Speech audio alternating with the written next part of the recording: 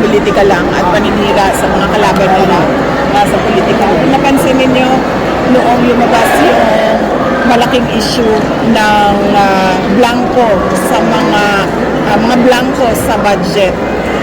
At maraming nagtatanong at maraming nagsasabi na unconstitutional yung budget.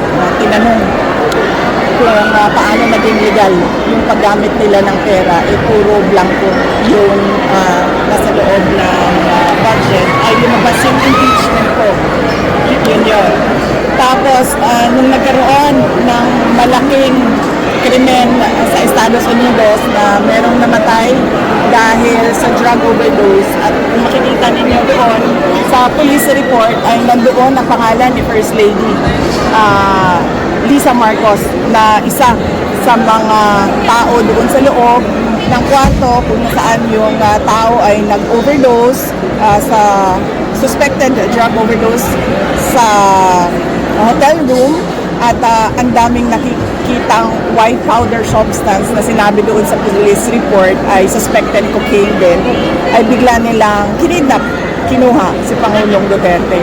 Nung lumabas naman yung kanilang May 1 na 20 pesos ang kilo ng bigas, at syempre dahil hindi naman totoo yung pangako na yon, pambobola lang naman yon sa mga tao, hindi nila kayang i-sustain, ay tinigil kaagad ng May 2, lumabas naman yung complaint ko kay Congressman Pulong Duterte. So nakikita nyo na basta merong nangyari na kanuluan ng administrasyon, ang ginagawa nila ay sinisita nila ang kanilang kalaban sa politika para matabunan yung totoong issue ng bayan. Next question, Marcel. Does the President know about this already? I mean, si President Duterte, does he know about this new issue sa inyo about the Congressman Pulong na pang-atake sa inyo family? Hindi ko alam kasi hindi kami nagkausapan ng Pangulong Duterte, at hindi din kami nagkausap ni Congressman Pulong. Pero nakita ko siya na nagpa-interview siya doon sa labas ng detention center. So baka noong nasa loob siya ay napag-usapan na lang. So clearly, VP, you believe na this is part of political, again, attack sa inyong mga Duterte? Oh yes ma'am, sabi ko na nga, every time nagkakaroon sila ng issue, malaking issue na kabalbalan na ginagawa nila, ang kanilang pang-cover sa mga issue na ito ay atakihin yung kalaban nila sa politika. Ano to? From national, or we're talking here of local politics, dyan lang po sa Davao? Hindi, national. Tulad nga ng sinabi ko, blanco yung budget, nag-file sila ng impeachment. Ang laking tanong nun kasi blank check yun Parang ikaw na ang magsasabi kung paano at saan mo gagamitin yung pera ng gobyerno. Nag-file sila ng impeachment. Nung nagkaroon ng drug overdose at merong namatay sa Amerika, at nandoon sa loob ng kwarto si First Lady Lisa Marcos, at nandoon sa police report, cocaine yung sinasabing nagkalat doon sa kwarto na yon, ay bigla na lang nilang hinila, kinidnap, kinuha, dinukot si Pangulong Duterte. Ngayon naman, 20 pesos ang kilo ng bigas, isang araw lang, tapos na, wala na. Kinalimutan na naman na pangako, ay bigla na lang merong nag-file ng complaint kay Congressman Pulong. VP, anong masabi mo? Bigas po kasi sinasabi raw po ng community daw is para nga po mag-give way sa parang nga po sa pamimigay ng ayuda and tourism sa after the election. Kasi kung ayuda ang pinag-uusapan natin, ibig sabihin, meron silang nakikitang pangangailangan sa tao, di ba? Kaya nga nila in-exempt ang AKAP at AIX, ayuda na kailangan ng taong bayan. So lalong-lalo na yung 20 pesos na kilo ng bigas, lalong kailangan ng mga gutom yun. Huwag nilang i-excuse. Hindi talaga nila kaya gawin yan. Hindi sila marunong paano gawin yan. At nagsisinungaling lang sila kasi nagpapanik sila sa pagbagsak ng ratings ng kanilang mga kandidato. Last two questions. Anong reaction mo sa case na nag-file against Pulong, Congressman Pulong? Cancel na po yun, sir. Masyado nang mahaba yung nasabi. Nasagot na, sir. Nasagot na po. Nandiyan yan sa recording ko. Yes, sir. BP, ano masabi mo sa problema ng droga, lalo kung lumalala? Opo ma'am, yan ang sinabi ko ma'am, kapag ang ulo lulong sa droga, lahat ng kamay at paa, lahat yan magdodroga na rin kasi wala na silang respeto sa authority. Yan yung problema natin ngayon. Lahat ng tao, nagkakanya-kanya na ang mga illegal at kriminal. True ba yung presidente natin nagdodroga po? Well, mag-assume na lang tayo na totoo dahil ayaw niya magpa-drug test. Meron siyang video ng paggamit ng droga na hindi nila ma-deny kasi authenticated. Tapos, hinamon siya ng isang senator candidate na magpa-drug test. Ayaw niyang magpa-drug test. Last question, Alex, Times of London.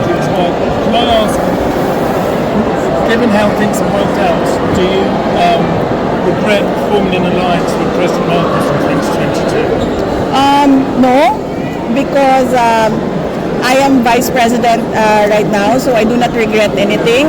I am able to help a lot of people. I'm able to help people nationwide because my office is a national office.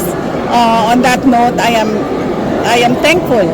I am thankful that the 2022 elections happened and that I became Vice President.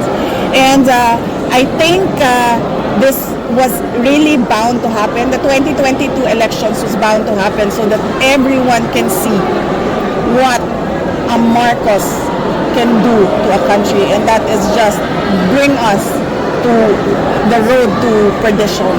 Ma'am, gaano ka-importante ang result ng 2020 ng election ngayon sa susunod? Last question. At sa daw? How significant will be the result of the election now sa next election, ma'am? Well, depende. Kasi pag karamihan ay oposisyon ang nanalo, ay meron na talagang magtatanong at ahadlang sa mga maling ginagawa ng administrasyon. Kaya napakahalaga ng eleksyon na ito para sa bayan. Dahil kapag dumami ang oposisyon, ay makukwestiyon na sila all the way at hindi na nila kayang takutin lang o bayaran lang yung mga tao sa loob ng gobyerno. Ma'am, ilang days na lang before election, what do you intend to do, ma'am, para sabihin po ng Presidente yung kanyang Duterte? Araw na lang, ma'am. Opo. Tutuloy-tuloy pa rin yung kampanya namin. So, bukas meron kami sa Island Province, susunod sa Zamboanga, Sibugay, and then susunod sa North Cotabato. So, tuloy-tuloy na. Pagkatapos ng North Cotabato, ginagawa pa yung schedule. Ang huling-huli ko, supposedly, is yung Holy Mass for peaceful elections sa Davao na yon. The day before, wala nang kampanya yon, the day before election day. Ma'am, naka-schedule with PDP candidates. Will you join the meeting de avance? March 8 supposedly ang meeting de avance ng PDP, pero nahihirapan ako ayusin yung schedule ko sa dami ng mga candidates na nagre-request na mabisita yung kanilang lugar at makakampanya para sa 10 senador. But with all of them, ma'am, with all the candidates. Ma'am, thank you. Ma'am, sorry, but when you were running during Minuto 2022 with PBBM under the Unity ticket, ma'am, ulit-ulit po na pinapangako yung 20 pesos sa bigas. Andun po kayo. Pero what were your thoughts back then? Actually, hindi ko siya narinig. Nakita ko lang sa isang video na sumagot siya, sa isang interview ata na sumagot siya sa 20 pesos ang kilo ng bigas. Tinanong ko na lang yon after na ng election. Tinanong ko yung isang businessman ng bigas. Sabi ko, kakayanin ba talaga ito or nagsinungaling siya noong sinasabi niya itong pangako na ito? Ang sabi sa akin ng businessman, nagsinungaling siya kasi imposible talaga ang 20 pesos na bigas. Pero pwede siya, hindi ko lang i-share sa inyo kasi ayaw ko tulungan. Thank you. Thank you. To ask Thank him, you. ma'am, yung businessman na yan sa Rice na hindi talaga kaya and PBBM just like, when was that for BP? Right after his Thank you. announcement? Hindi, nung pumunta ako sa Cebu sa Meron yan silang August na event ang Cebu eh. Hindi siya sinulog. May August na event ang Cebu eh. I was invited there. And sa haba nung parada na kinakamusta ko yung mga tao, 3 beses nagsabi sa akin, Inday Sara, nagalisod mi sa pagkaon, nagalisod mi sa bugas. Doon ko unang naramdaman yung disappointment ng mga tao doon sa hirap nila sa pagkain. Pero recent lang yun, ma'am? Or dugay na to Hindi, mga nasa DepEd pa ako noon eh. Yung event na katabi ko, si First Lady, merong pinirmahan sa car. Hindi ko na alam anong event yun. Oo. Okay, Doon thank pa lang you. alam mo nang he can never fulfill the 20 pesos promise. After nun, yes. Nagtanong ako sa isang businessman. Alright. Thank you, thank you, Thank you, ma'am. Thank you so much.